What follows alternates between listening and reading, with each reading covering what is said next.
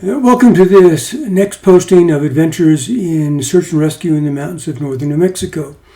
This will actually be a 2 or 3 part episode of how to survive the night in the mountains of northern New Mexico.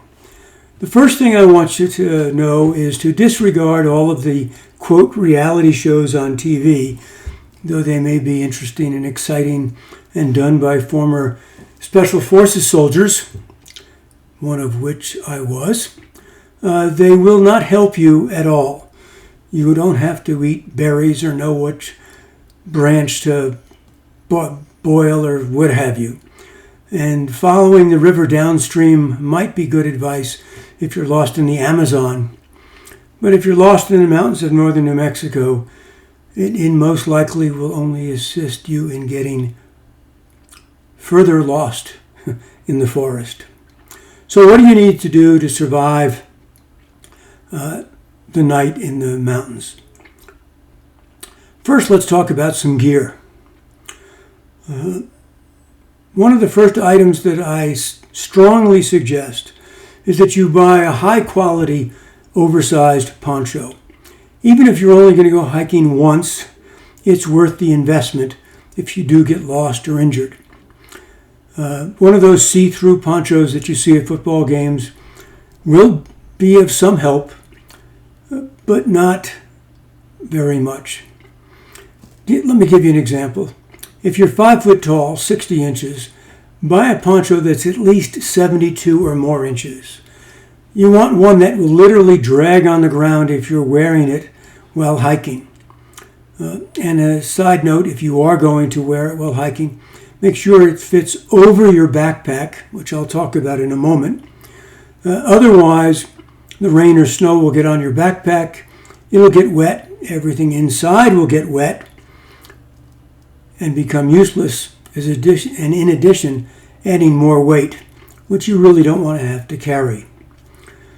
The primary reason for a high-quality poncho is the basic rule to survive the night in the mountains is you must stay warm and dry. And to stay warm, you must stay dry. And this applies in all 4 seasons. A little bit more about that later. But with that oversized poncho, when you do get lost or injured, you can literally sit down next to a tree or a rock, put it over you, and hunker down for the night. It will help keep your body heat in and keep the water or the snow off of you. Now, in addition to the poncho, I would suggest that you carry a fleece or down jacket.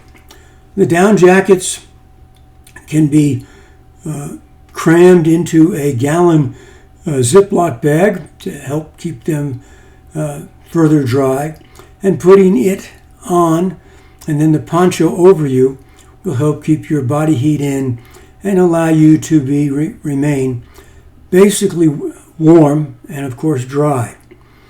Keep in mind that no matter what time of year or what the temperature was during the day, when the sun goes down, the temperature goes down dramatically in the mountains. So what can be a 75-degree July day can turn into a 45 or 50-degree night. And if the wind picks up, and it can, that will further make, with the wind chill factor, make you feel even colder than you want. So you want to stay warm and dry. And if you're not going to hike a lot and you don't want to spend a lot of money on a high-quality backpack, buy a cheapie, something that you can use once or twice and not care about. But your poncho, your fleece or down jacket can be crammed into it.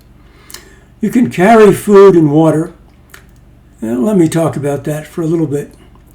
On the 115 or so missions that I was an incident commander in search and rescue here in the mountains of northern New Mexico, one of the first things the reporting party always told me was they don't have food or water with them. It's not really that critical, because the first question I would then ask is, when was the last time they had a meal? And it was typically breakfast or, in a worst case, dinner the night before. And keep in mind, you can go 5 to 7 days without food. I'm not recommending it, but you can. And the time frame depends upon how much energy you're going to spend. So if you follow the guidelines of staying put till search and rescue gets to you, you don't need much more than a couple of energy bars. And that's more of a comfort food than anything else.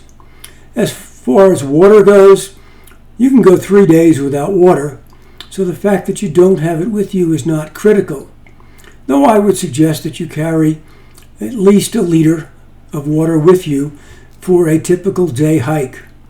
If you want to carry more, or particularly in a camelback, you will find that if you have a camelback, you tend to sip water more frequently and in less volume, and it lasts longer and keeps you hydrated. Again, that's important, whether it's in the dead of winter and it's cold out, or in the heat of summer. And yes, if there's snow out there, you think you can melt it and drink the snow. Really, that's probably more work than it's really worth. Should you carry fire starter materials? Probably the answer is no. The fire gives you some psychological comfort in keeping your hands warm, but in reality, it doesn't do much more than that.